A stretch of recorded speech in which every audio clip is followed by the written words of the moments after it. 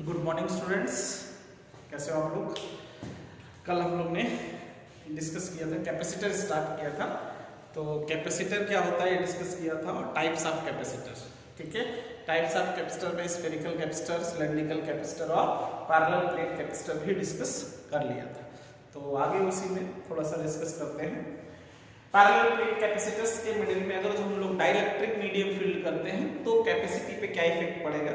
तो effect of dielectrics, effect of dielectrics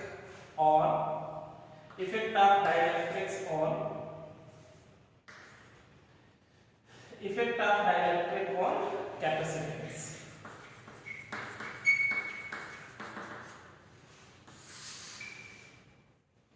effect of dielectrics on capacitance. ठीक है, तो सपोज हम लोग ने टू पैरेलल प्लेट ली थी।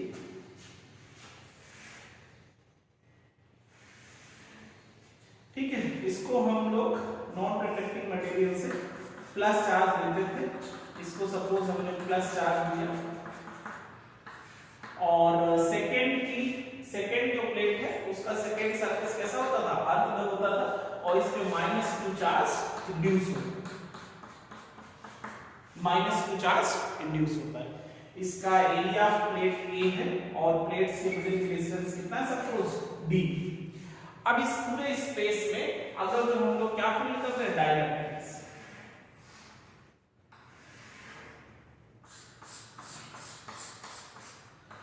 के dielectric constant of the medium, dielectric constant of medium. कोई डाइलेक्ट्रिक मीडियम फील्ड कर दिया है ना। तो क्या सिचुएशन होती थी डाइलेक्ट्रिक मीडियम में, तो इधर डाइलेक्ट्रिक में क्या होता था, निगेटिव चार्ज इंड्यूस हो जाता था, इंड्यूस चार्ज, और इस पे पॉजिटिव चार्ज इंड्यूस हो जाता था, पॉजिटिव चार्ज स्पेस पे। तो जो एक्सटर्नल फील्ड था वो किधर था, राइट में, +Q से -Q की वजह से, और इंड्यूस्ड फील्ड इधर प्रोड्यूस हो जाता है लेफ्ट में, इंड्यूस्ड फील्ड। तो नेट इलेक्ट्रिक फील्ड कितना होगा, है ना। तो electric field between the plates, electric field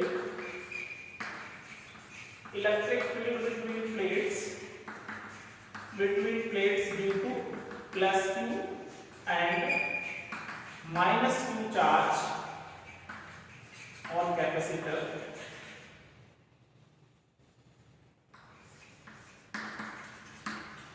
तो electric field between the plates due to +Q charge and -Q charge on the plates of capacitor कितना हो जाएगा, उसकी वजह से इलेक्ट्रिक फील्ड E कितना सिग्मा बाय एप्सिलॉन। एक बात, फर्स्ट प्लेट की वजह से सिग्मा बाय 2 एप्सिलॉन, और सेकंड प्लेट की वजह से sigma by 2 epsilon, direction same होगी तो कितना आ जाता था, सिग्मा बाय एप्सिलॉन। कल देखा भी था, यहां इसी को क्या लिख लेते थे, Q अपॉन A एप्सिलॉन, क्योंकि सिग्मा इज इक्वल टू क्या होता था, 2 है ना। तो ये इक्वेशन फर्स्ट है इलेक्ट्रिक फील्ड। लेकिन इस डाइलेक्ट्रिक में नेट इलेक्ट्रिक फील्ड कितना होगा, net electric field in dielectrics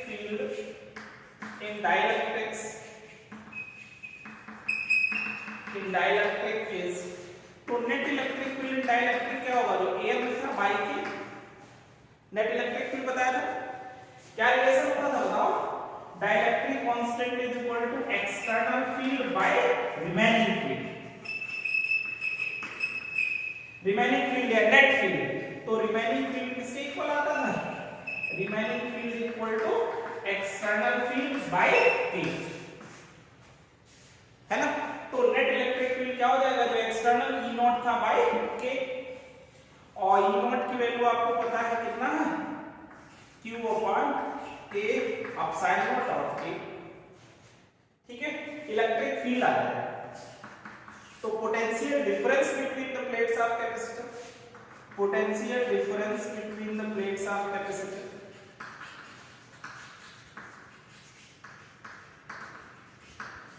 potential difference between the plates of capacitor P is equal to क्या बन जाएगा E इनटू D। तो E कितना है Q upon K epsilon A और D। पोटेंशियल डिफरेंस आ जाएगा। तो capacitance of capacitor with dielectric, capacitance of capacitor, तो capacitance of capacitor C is equal to क्या होता है Q बाय B। तो C is equal to Q और बाय B, B कितना potential difference Q upon K epsilon A into B। तो Q से Q cancel, C is equal to क्या आ जाएगा K epsilon A by D। तो इसका मतलब एयर जब दोनों प्लेट्स के बीच में एयर था तो कैपेसिटी सिर्फ कितना आया था एप्सिलॉन A बाय D, और डाइलेक्ट्रिक मीडियम फील्ड किया तो कैपेसिटी कितनी हो गई K epsilon A by D। इसका मतलब कैपेसिटी कितना टाइम्स K टाइम्स इंक्रीज हो जाती है। When dielectric medium is filled between the capacitor plates its capacity becomes K times, है ना। तो ध्यान रखेंगे K टाइम्स कैपेसिटी हो गई, है ना। when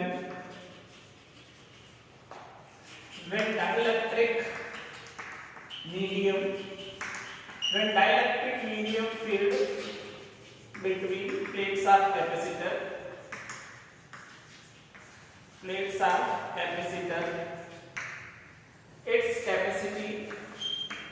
its capacitance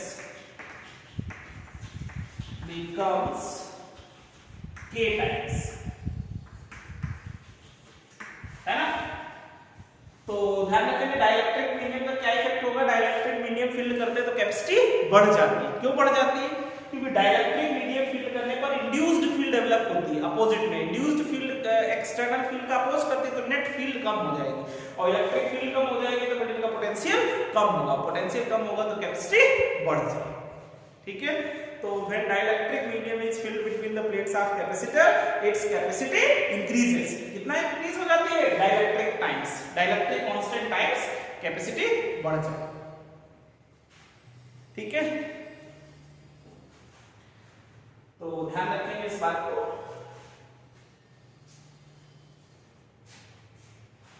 सही से नोट करेंगे, क्लियर भी हो जाएगी। हम लोग डिस्कस कर चुके थे, है ना।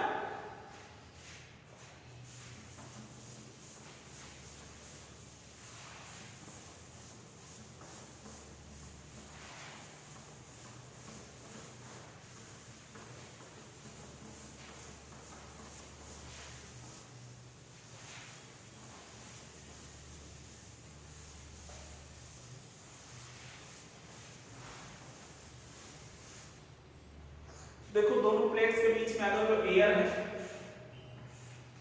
कैपेसिटर है, पॉजिटिव प्लेट नेगेटिव, और इनके बीच में एयर है, प्लेट का एरिया A है और डिस्टेंस D, है ना। ये पॉजिटिव और ये नेगेटिव। तो अगर इनके बीच एयर है तो कैपेसिटी कितना होता है बताओ, epsilon A by D। Proof किया था, कैपेसिटी होता था एप्सिलॉन A बाय D। अब अगर जो आपने दोनों प्लेट्स के बीच में डाइलेक्ट्रिक मीडियम फील्ड कर दिया जिसका डाइलेक्ट्रिक कांस्टेंट K, ठीक है, तो अब इसकी कैपेसिटी पूछा जाए तो अब इसकी कैपेसिटी कितनी हो जाती है K epsilon A by D। तो कैपेसिटी कितनी हो गई K टाइम्स हो गई।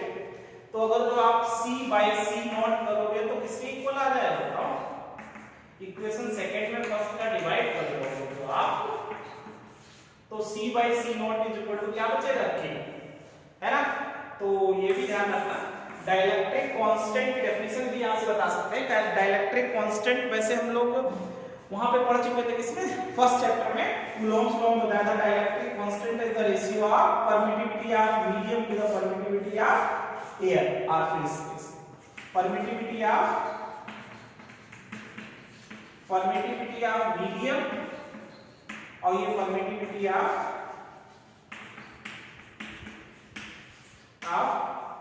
Air or vacuum.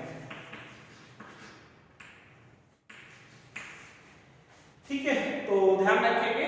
ये तो डेफिनेशन पढ़ चुके थे, dielectric constant is the ratio of permittivity of medium to the permittivity of air. ये भी डेफिनेशन यहां से ला सकते हो, dielectric constant is the ratio of capacitance of capacitor with dielectric to the capacitance of capacitor without dielectrics, है ना। तो यहां से डेफिनेशन भी बना सकते हैं आप।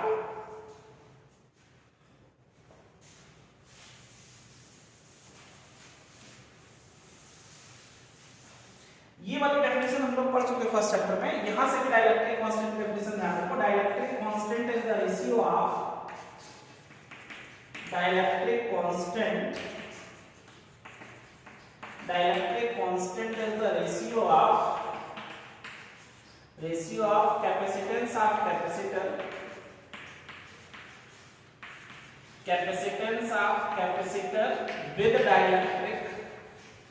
विद डाइलेक्ट्रिक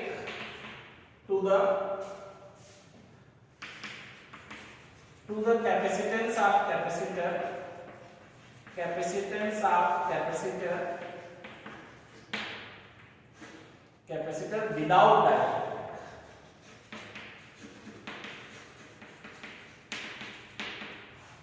ठीक है, तो dielectric constant is the ratio of क्या है, capacitance of capacitor with dielectric to the capacitance of capacitor without dielectric. तो डाइलेक्ट्रिक कांस्टेंट डेफिनेशन यहां से ले सकते हो, डाइलेक्ट्रिक कांस्टेंट डेफिनेशन यहां से ले सकते हो। Dielectric constant is the ratio of permittivity of medium to the permittivity of air. दोनों डेफिनेशन कोई भी ले सकते हो डाइलेक्ट्रिक कांस्टेंट। और कंडक्टर के लिए डाइलेक्ट्रिक कांस्टेंट कितना होता था, इंफिनिटी, वो ध्यान रखिए।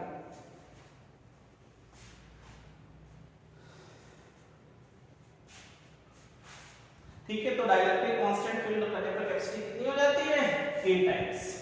ठीक है,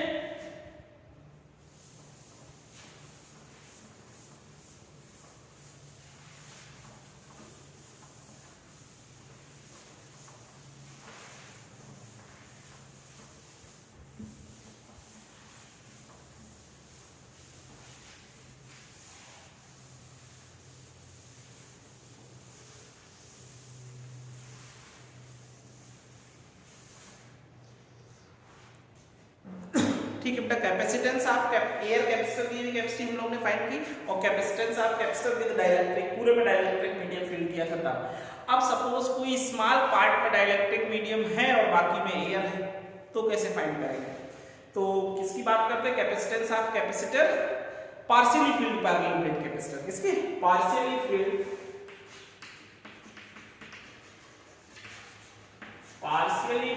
पैरेलल प्लेट कैपेसिटर।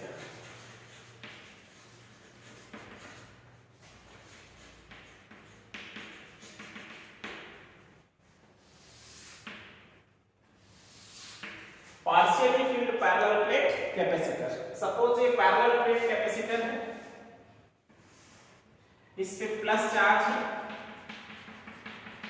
इसको हमने प्लस चार्ज दिया किसी नॉन कंडक्टिंग मटेरियल से, और इसको सेकेंड सरफेस पे क्या करते हैं, अर्थ करते हैं। इस पे कितना चार्ज आ जाएगा, माइनस, इसको प्लस 2 चार्ज दिया, इधर माइनस 2 चार्ज, और मिडिल डिस्टेंस कितना है, d, और इसमें हमने ऐसे T थिकनेस की एक डाइलेक्ट्रिक स्लैब फिल, ऐसे T थिकनेस की डाइलेक्ट्रिक स्लैब, जिसका डाइलेक्ट्रिक कांस्टेंट K, ये dielectric slab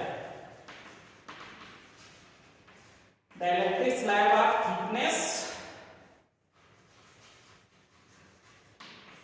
K, thickness small t,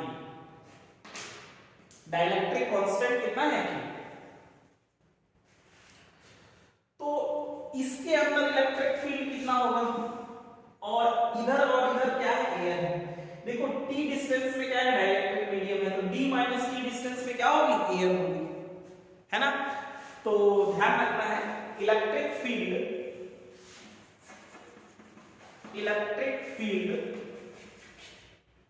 between the plates of capacitor, between the plates in air space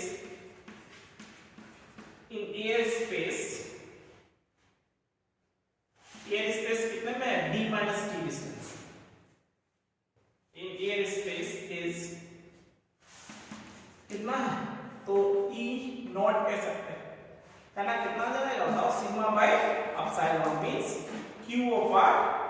epsilon not a. ठीक है, और electric field between the plates in dielectric, electric field between plates in dielectric, in dielectric उसमें electric field कितना होगा, E is equal to E naught by K हो जाता है ना, तो कितना आ जाएगा बताओ, Q upon K epsilon not a. ठीक है, तो potential difference between the plates चाहिए, तो potential difference between the plates कितना हो जाएगा, potential difference between the plates of capacitor, potential difference between the plates of capacitor, तो पोटेंशियल डिफरेंस क्या होगा बेटा, E नॉट कितनी डिस्टेंस में है, D माइनस टी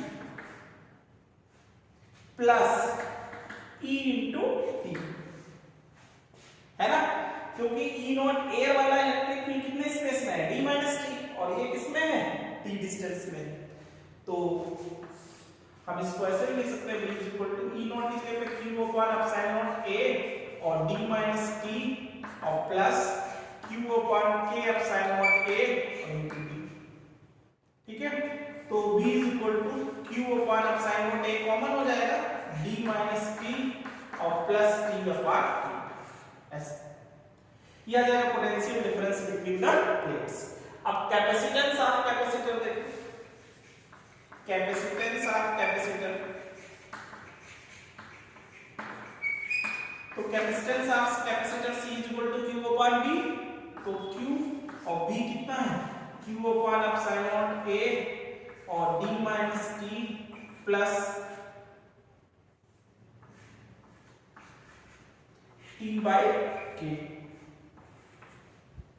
ठीक है, तो Q से Q कैंसिल हो जाएगा, कैपेसिटी कितना आ जाता है, epsilon naught A upon D minus T और प्लस T बाई K, ऐसा।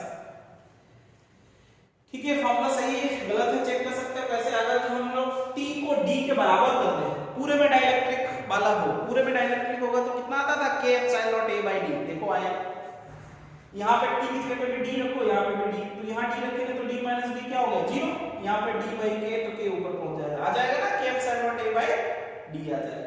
ठीक है, तो partially filled parallel plate capacitor की कैपेसिटी कितना आता है, epsilon naught A upon D minus T plus T by K। अगर जो आपने इसके बीच में,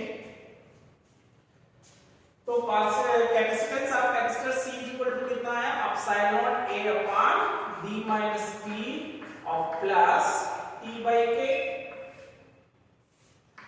अगर जो आप इसके बीच में ये कंडक्टिंग स्लैब रखो, कैसा रखो, डाइलेक्ट्रिक नहीं, कंडक्टिंग शीट रखो, if conducting slab is placed between plates of capacitor,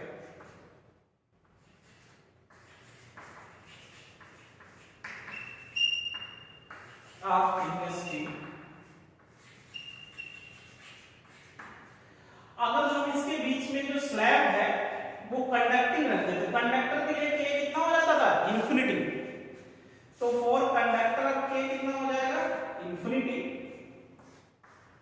तो रख लो इंफिनिटी, तो C इक्वल टू कितना बन जाएगा, तो epsilon naught A upon D minus T और plus T upon infinity, one कोई भी T अपॉन इंफिनिटी क्या हो जाएगा, 0, तो कैपेसिटी कितना आ जाएगा, epsilon naught A upon D minus T। क्यों, क्योंकि कंडक्टर के अंदर अगर जो कंडक्टिंग स्लैब होगी तो कंडक्टर के अंदर इलेक्ट्रिक फील्ड 0, तो ये जो E दूसरा वाला है ना, E ये क्या होगा, 0 होगा, कंडक्टर के अंदर इलेक्ट्रिक फील्ड 0 था तो ये 0 होगा, ये टर्म पूरा 0 आएगा, सिर्फ यही टर्म होगा, तो क्या कैपेसिटी आएगी, epsilon naught A upon D minus T। बीच में अगर जो कंडक्टिंग शीट रखी गई है, डाइलेक्ट्रिक शीट नहीं है, कंडक्टिंग शीट होगी तो कैपेसिटी क्या आएगी, epsilon naught A upon D minus T, क्योंकि उतने स्पेस में T थिकनेस में इलेक्ट्रिक फील्ड क्या यूज करना पड़ेगा, 0। ठीक है, तो ये बात ध्यान रखना, partially filled parallel plate capacitor है तो कैपेसिटर क्या है, epsilon not a upon d minus t plus t by k। ठीक है,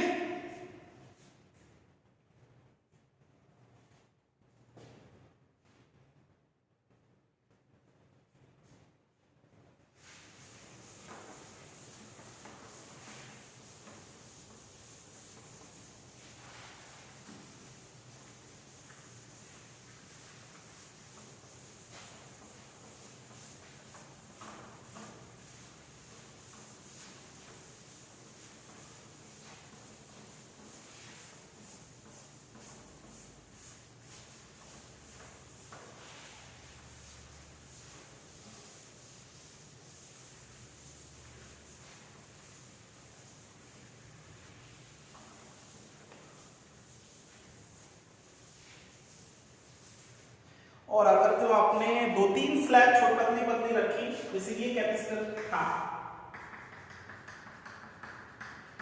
ये कैपेसिटर प्लेट है प्लस क्यू और माइनस क्यू, और हम इसके बीच में 2-3 स्लैब रखते हैं। ये सपोज इसका डाइलेक्ट्रिक कांस्टेंट K1 है और एक दूसरा है जिसका डाइलेक्ट्रिक कांस्टेंट कितना है, K2 है, इसका थिकनेस T1 है, इसका थिकनेस T2 है, ऐसे और भी प्लेट्स रखते हैं, n स्लैब्स रखते हैं, n स्लैब्स। तो क्या फॉर्मूला है, आप देख सकते हो निकाल के, इसमें एयर में इलेक्ट्रिक फील्ड अलग निकालेंगे, इसमें अलग, इसमें अलग, सब में अलग अलग आएगा, तो सॉल्व करो क्या कैपेसिटी आ जाएगी, लॉस C is equal to for n slabs, तो epsilon A upon d minus T1 plus T2 plus Tn जो भी होगी, और plus T1 by K1 plus T2 by K2 plus कहां तक Tn बाई Kn, ऐसा। अगर जो एक स्लैब में एक से ज्यादा स्लैब्स रखी है पतली पतली बीच में, तो कैसे निकालोगे, समझ गए, इलेक्ट्रिक फील्ड वाले एयर वाले में, फिर इसमें वैसे सेम प्रोसेस, या फिर हम इसको कॉम्बिनेशन में भी बताएंगे। ठीक है, तो ध्यान रखना, 2 स्लैब होंगी तो आप 2 टर्म के लिए ले लेंगे, 3 स्लैब्स होंगी तो 3 टर्म्स के लिए ले सकते हैं, जनरल फॉर्मूला है ना।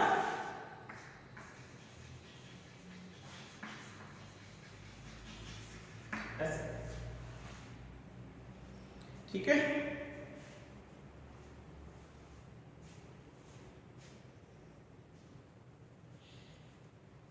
हटा दिया जाए।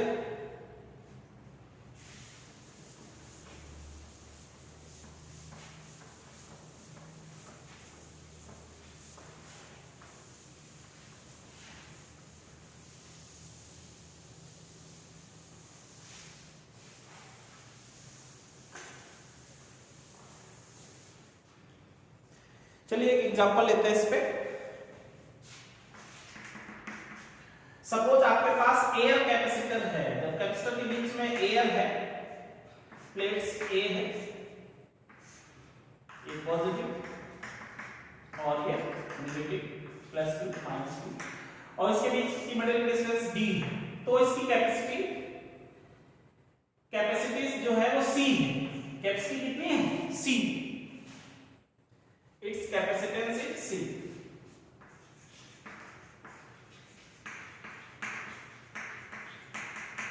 its capacitance is C। अगर जो हम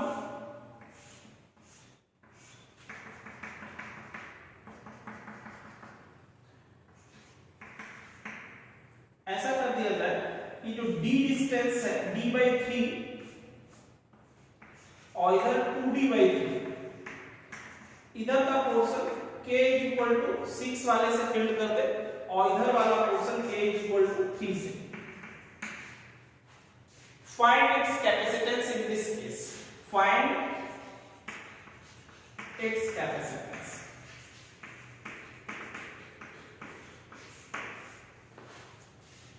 इसकी कैपेसिटी C हमें पता है, इसकी कैपेसिटी फाइंड करना है। तो सोचो जब एयर कैपेसिटर है तो इसकी कैपेसिटी C दिया है, तो ये C किसके इक्वल होगा, epsilon A upon D। Air है तो एयर की कैपेसिटी क्या होगी, एप्सिलॉन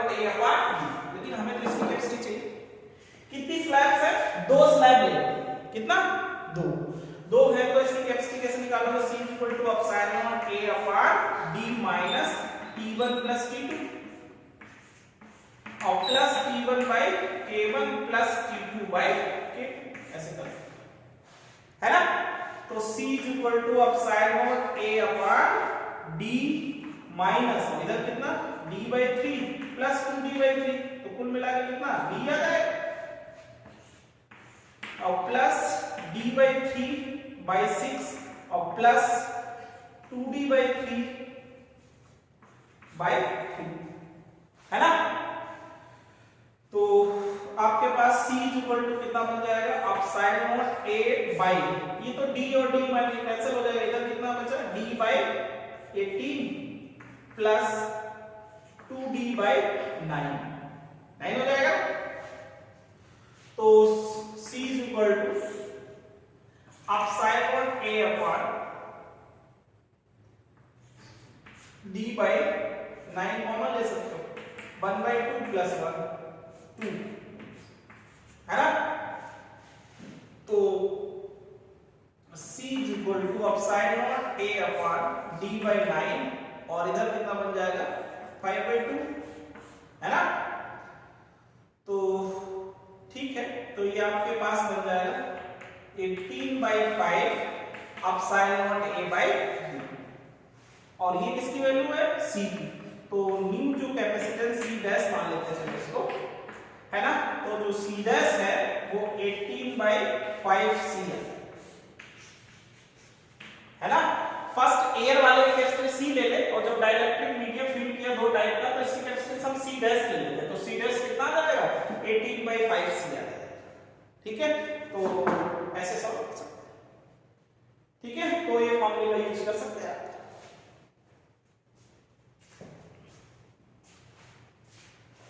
हालांकि इसका एक और मेथड से हम लोग बता देंगे अभी कॉम्बिनेशन ऑफ कैपेसिटर्स पढ़ रहे हैं। कॉम्बिनेशन ऑफ कैपेसिटर्स से भी इसको हम लोग इजीली सॉल्व कर सकते हैं लेकिन पहले अभी हम लोग के पार्शियल वाला फॉर्मूला अप्लाई करना होता है। ठीक है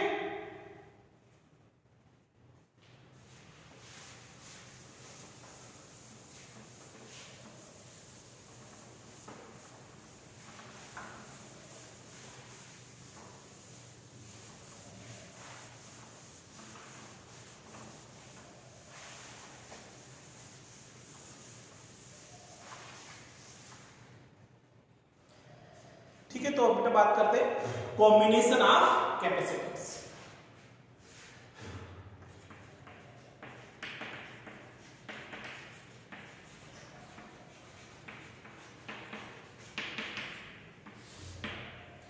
कॉम्बिनेशन ऑफ कैपेसिटर्स में हम लोग capacitors in series capacitors in parallel discuss करेंगे है ना। तो फर्स्ट देखते हैं capacitors in series.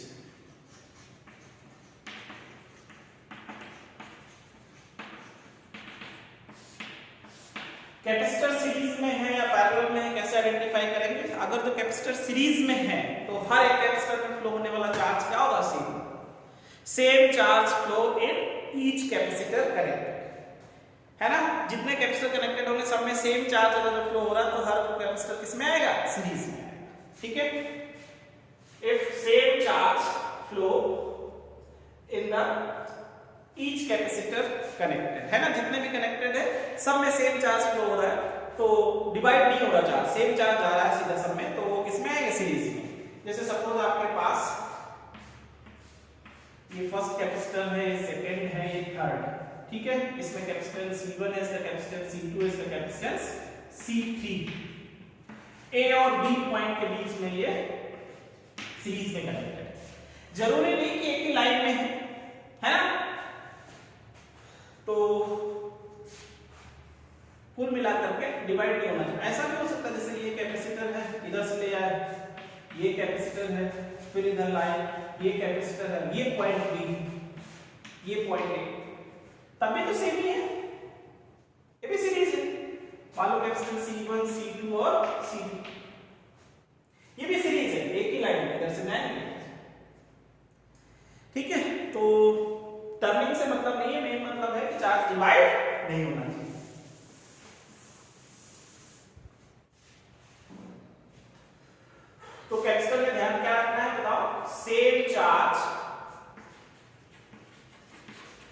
same charge flow in each capacitor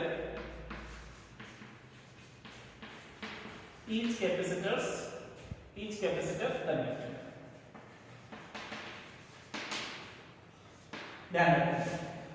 तो सपोज ए और बी पॉइंट के बीच में 3 कैपेसिटर्स कनेक्टेड हैं, उनको हमने किसी बी वोल्टेज की बैटरी से कनेक्ट किया, ये नेगेटिव टर्मिनल, ये पॉजिटिव। तो सपोज हमने इसको कितना चार्ज दिया, जितना चार्ज पॉजिटिव टर्मिनल से बैटरी में जाता है सेम किस पे आता है, नेगेटिव में। तो यहां हमने मान लो बैटरी को प्लस Q चार्ज दिया, ठीक है। तो इधर से पॉजिटिव चार्ज, तो इधर से इस प्लेट पे कैसा आ जाएगा बताओ, minus, negative minus Q charge इस पे, है ना। तो बाय इंडक्शन इधर कैसा आ जाएगा चार्ज बताओ, माइनस Q, और इधर बाय इंडक्शन प्लस Q, इधर माइनस Q और इधर प्लस Q माइनस Q, ऐसा है ना। तो और ये भी ध्यान रखो सीरीज में क्या होगा, एक कैपेसिटर की पॉजिटिव प्लेट दूसरे के कैसे कनेक्टेड होता है, नेगेटिव से, सीरीज हो। और पॉजिटिव एक साथ है, नेगेटिव एक साथ है, तो फिर किसमें आएगा, तो ये किसमें बात कर रहे हैं लोग, सीरीज में, ठीक है। तो 3 कैपेसिटर है, सपोज फर्स्ट कैपेसिटर के क्रॉस पोटेंशियल डिफरेंस V1 है, सेकंड के क्रॉस पोटेंशियल डिफरेंस V2 है, और थर्ड के क्रॉस पोटेंशियल डिफरेंस कितना है, V3। सीरीज में पोटेंशियल अलग अलग होता है, क्या सेम होता है, चार्ज, ठीक है।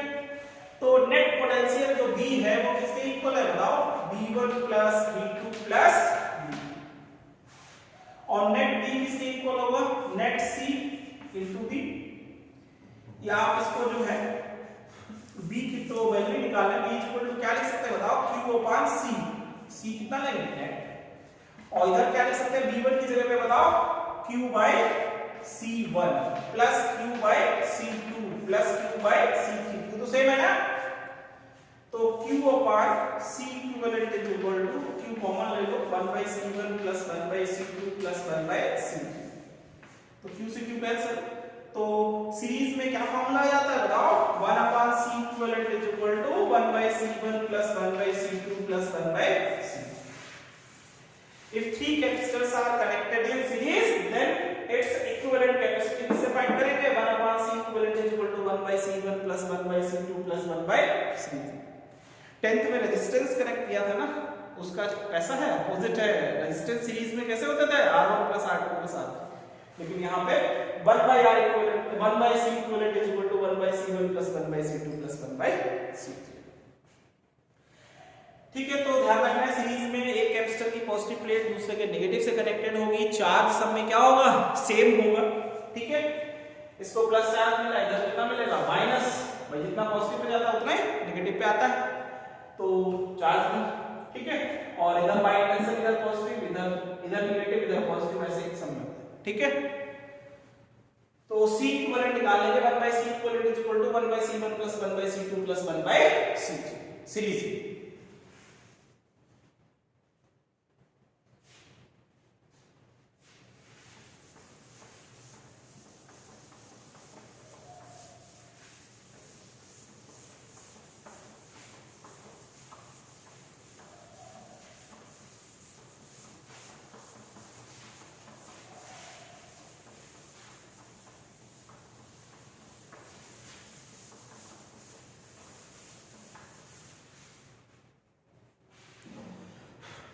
जैसे सपोज आपके पास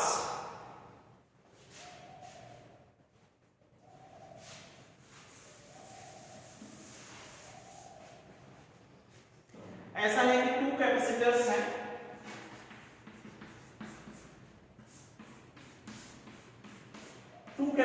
इसके क्रॉस कैपेसिटेंस C1 और उसके C2, इसको आपको नेट पोटेंशियल डिफरेंस B से कनेक्ट किया गया। आपसे पूछा है find potential difference across C1 capacitor and C2 capacitor. Find potential difference between across C1 capacitor and C2 capacitor. तो सपोज मान लो इसके क्रॉस पोटेंशियल डिफरेंस कितना है V1 और इसके क्रॉस पोटेंशियल डिफरेंस क्या है V2। तो डायरेक्ट डायरेक्टली भी याद रख सकते हो आप, V1 निकालने का फॉर्मूला क्या बन जाता है, C2V by C1 plus C2, और V2 निकालना होगा तो क्या आएगा, C1V by C1 plus C2। कैसे है, कोई खास बात नहीं है, ध्यान दो इधर। तुमको पता सब में चार्ज सीरीज में है तो चार्ज क्या होगा, सेम होगा। इतना इस पे कितना प्लस चार्ज Q, इस पे भी कितना माइनस Q, इस पे भी कितना प्लस Q, इधर भी माइनस Q, है ना। तो नेट कैपेसिटेंस कितना आएगा इस केस में, नेट कैपेसिटेंस कितना आएगा, तो नेट कैपेसिटेंस अगर जो हम फाइंड करेंगे इसमें, ठीक है, तो एक बार सॉल्व भी कर लेते हैं। नेट कैपेसिटेंस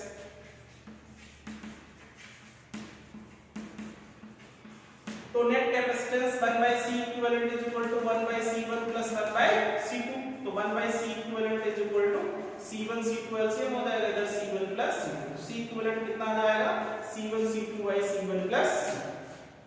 तो नेट चार्ज कितना आ जाएगा, तो Q is equal to क्या होगा, CV, नेट C कितना है, C1 C2 by C1 plus C2, और नेट पोटेंशियल कितना है, ये टोटल चार्ज Q आ जाएगा। अब जैसे पोटेंशियल डिफरेंस अक्रॉस C1 चाहिए, तो potential difference across C1 V1 is equal to क्या हो जाएगा, Q by C1, तो V1 is equal to Q by C1 कितना है, C1 C2 by C1 plus C2, Q की वैल्यू है ना, क्योंकि हमको क्या पता था, सपोज C1 C2 गिवन हो और आपको पोटेंशियल डिफरेंस V1 V2 निकालना हो, तो Q की वैल्यू क्या है, रख लो यार, C1 C2 by C1 plus C2 into V, और by C1 तो एक C1 कैंसिल हो जाएगा, तो क्या V1 आ जाएगा, बताओ, C2V upon C1 plus C2, यही तो बताया था। वैसे ही आप निकाल सकते हो पोटेंशियल डिफरेंस अक्रॉस C2, तो कितना बन जाएगा, V2 is equal to Q by C2, Q कितना है, C1 C2 by C1 plus C2 into V by C2, तो C2 कैंसिल हो जाएगा, तो V2 is equal to क्या आ जाएगा, बताओ, C1V by C1 plus C2। तो दोनों फॉर्मूले आप डायरेक्ट यूज कर सकते हैं, ठीक है। टू कैपेसिटर्स हैं, उनकी कैपेसिटी पता हो C1 C2, और टोटल पोटेंशियल पता है, इसके क्रॉस कितना पोटेंशियल होगा, इसके क्रॉस कितना पोटेंशियल होगा, आप विद इन अ सेकंड बता सकते हैं।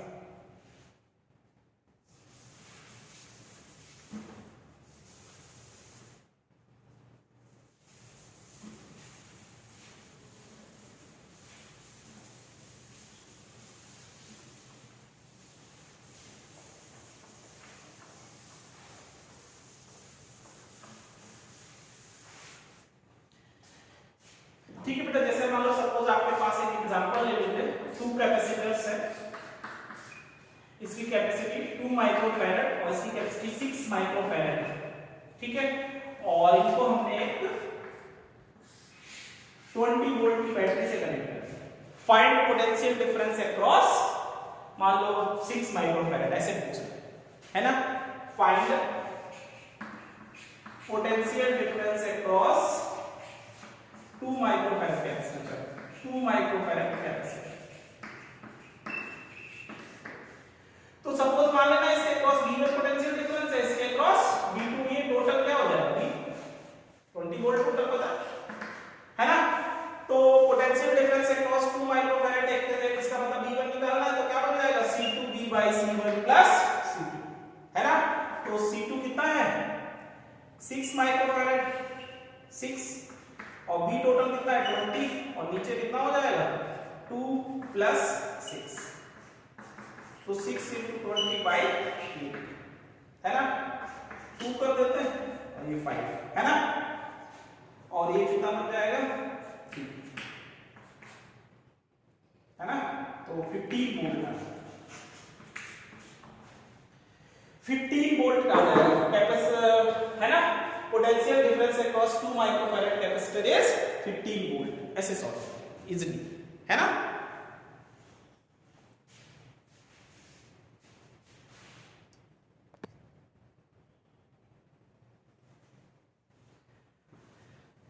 ठीक है, फिर आज के लिए इतना ही। कल हम लोग पैरेलल कॉम्बिनेशन और ग्रुपिंग पे क्वेश्चंस करेंगे, है ना। ग्रुपिंग की बात कल डिटेल में करेंगे, आज के लिए इतना ही रखते हैं। आज आप जो है एयर कैपेसिटर की कैपेसिटी फुल्ली पूरे में कैपेसिटर डाइलेक्ट्रिक मीडियम फील्ड होता है और पार्शियली फील्ड कैपेसिटर, है ना, इनको डिस्कस करेंगे और कैपेसिटर्स इन सीरीज जैसे क्वेश्चंस कर सकते हैं, है ना, पैरेलल और ग्रुपिंग की बात करते हैं।